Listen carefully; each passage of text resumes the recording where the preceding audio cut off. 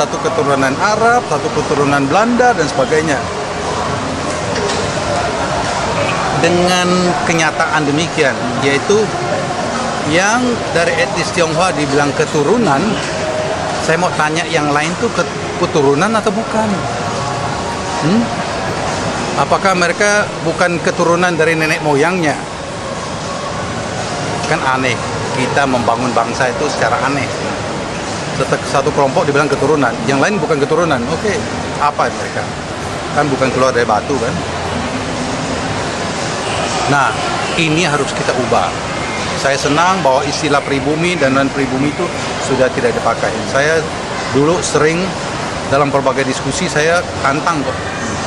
Saya bilang yang disebut pribumi itu siapa? Saya mau tanya dulu. Dengan segala maaf deh.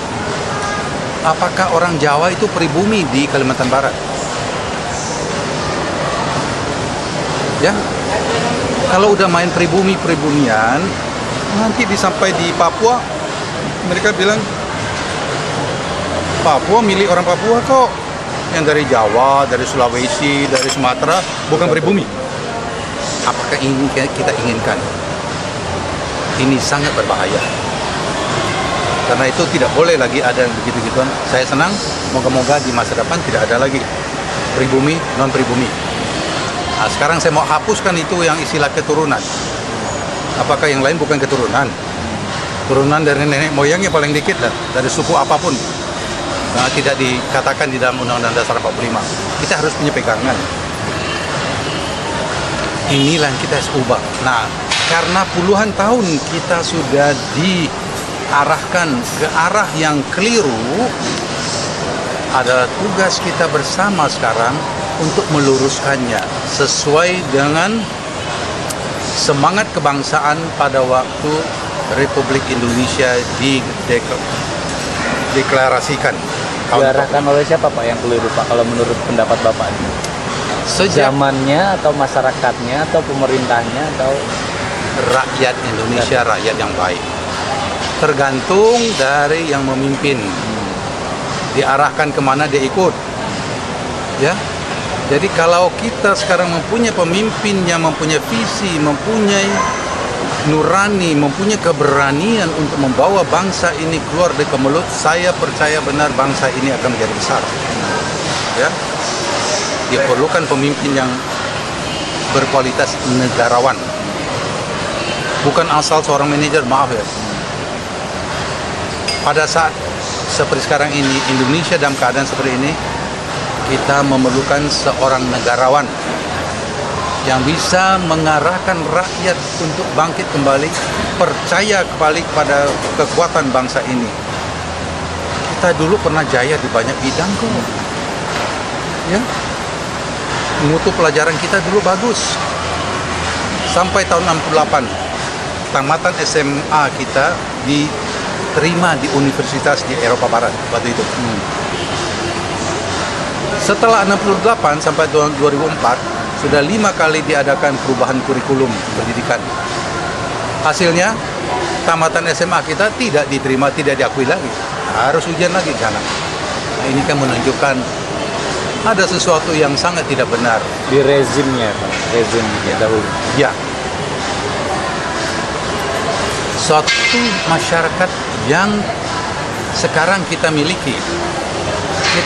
Kalau kita mau bersaing dengan dunia, kita tidak boleh menyalahkan dunia atau negara lain kenapa tidak menghargai Indonesia.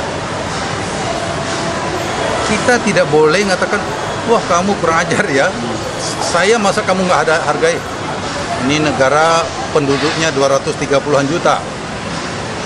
Dari Sabang sampai Merauke 3.000-an kilometer, 17 ribu pulau-pulau. Kita tidak bisa memaksa orang untuk mengakui kekuatan kita kalau kita sendiri tidak benar-benar membangun kekuatan yang bisa dikagumi orang, disegani orang. Saya lihat sayangnya sering terjadi, wah maki-maki kenapa kita dihina dan sebagainya. Lah kita harus berbuat yang benar supaya orang lain segan sama kita, supaya orang lain menghormati kita. Yaitu apa? Saya masuk ke dalam bidang pendidikan yang menghasilkan SDM-SDM yang berkualitas. Dunia di abad ke-21 bukan bertanding di bidang banyak sumber daya alam, tapi sumber daya manusia. Mereka yang sumber daya manusianya bagus, mereka yang nanti menguasai yang punya sumber daya alam. Kita lihat kan sudah. Kenapa kita sekarang tidak mau mengubah pola pikir yang sejak dulu mengatakan negara kita ini kaya raya alamnya? Benar.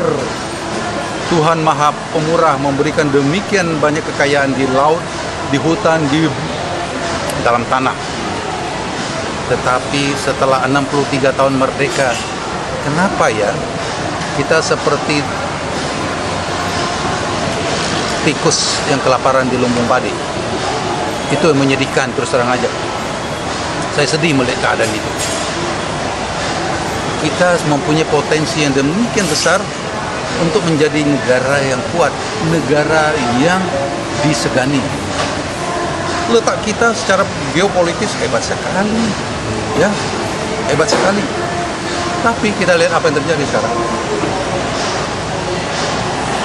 Ini bukan suara pesimistis, justru suara kritis untuk membangunkan para pemilik kekuasaan supaya sadar bahwa masih banyak PR yang harus dilakukan kalau kita mau membawa bangsa dan negara ini menuju sesuatu yang lebih baik, yang dihargai orang.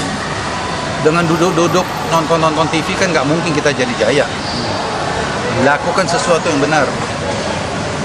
Kalau kita mau mencapai sesuatu yang benar, kita harus berani ambil langkah-langkah